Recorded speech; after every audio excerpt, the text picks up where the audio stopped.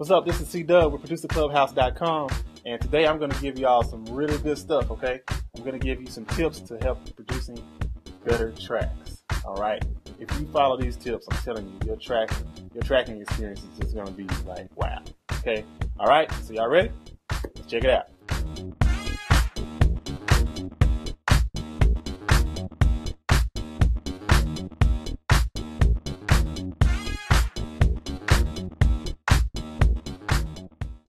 All right, tip number one, okay? So you have an idea of a track that you want to create. So what is the first thing you should do, okay? I like to do this. This is like one of my tricks that I use.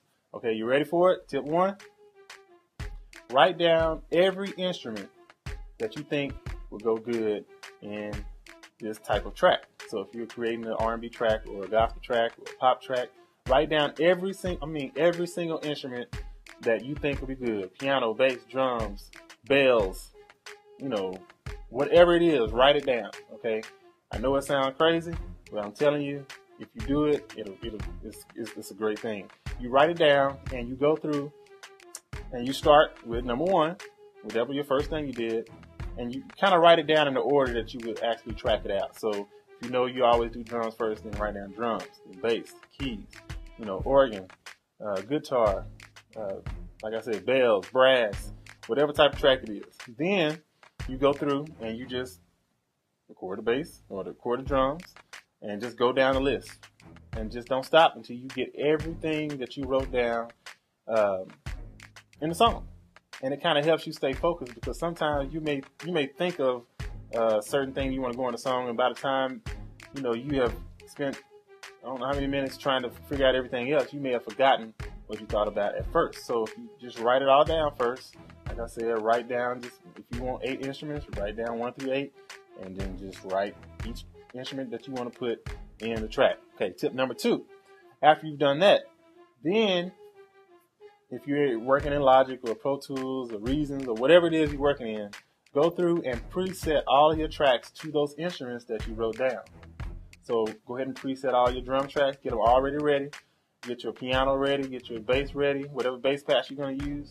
Go ahead and just get all those ready in your whatever DAW you're using. It don't matter what it is. Like I said, Pro Tools, Logic, it don't matter. But just get them all preset and ready. I always like to say, a good producer, it's not just about having a whole bunch of sounds and being able to have a library of a billion samples and all that kind of stuff. I always think it's how quick you can access them.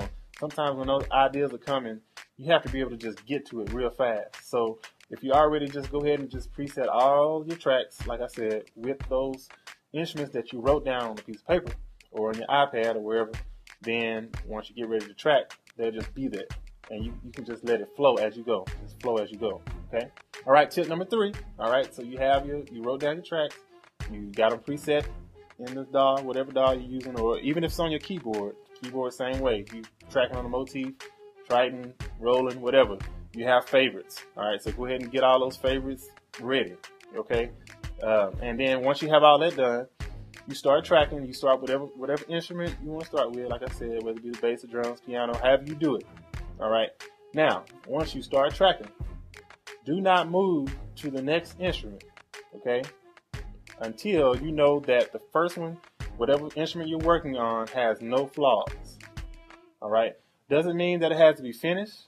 It doesn't mean that it has to be, just everything, all the bells and whistles in it. But it can't have any flaws. So if you're doing a drum track, all right, and you hear something that just don't sound right, fix it before you go to the next track. If it's like not quantized or something just not lining up right, fix it before you go to the next track. Don't do anything on any other track until you finish whatever track you're on, or until you know that there are no flaws. Okay, once you know you have no flaws in your track, then go to the next track. All right, if you're gonna go to the bass next, do your bass track, but don't start on the next track until your bass track has no flaws. If you missed a note, fix it. If something ain't right, whatever it is, fix it. Don't start on the next thing until it's fixed. All right, so then you have a solid drum track, a solid bass track with no flaws. So that means right now your track has no flaws. Okay, see where I'm going? And if you do that all the way down the list, everything that you're doing, then once you get to the end of the song or the track, your track won't have any flaws. So then you can add little things, little bells and whistles, and go back and, you know, add whatever you want to add, but at least you're working with a flawless track. All right. And that's going to make your production, it's going to take it up to a whole nother level, I promise you, if you try that. So what are the 3 tips again? Number 1, write down all the tracks, everything that you think would be good in the song, everything that you think is going to work in the song, every instrument that you want to put in the song. All right, write it down on paper or write it on your iPad. And then after that, tip number 2, you want to preset all of your tracks, whether it be on a keyboard or in Pro Tools or Logic, whatever software you're using. Cubase, Sonar, it doesn't matter. All of those. Preset all your tracks to whatever instruments that you're going to use. And then number 3, you're going to make sure that you don't go to the next track once you start until the previous track has no flaws in it. All right? And I'm just going to throw out a freebie for y'all.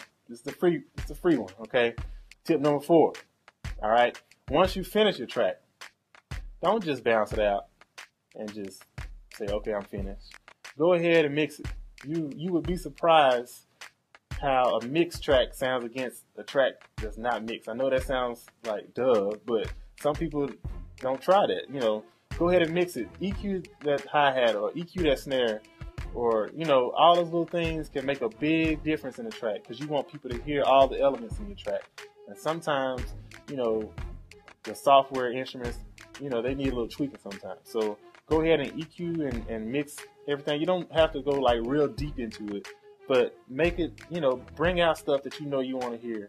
Automate stuff that you know you want to come out at certain points in time. And it'll make a huge, huge difference in your tracking. So hope these tips help you out. Once again, this is C-Dub with ProducerClubhouse.com.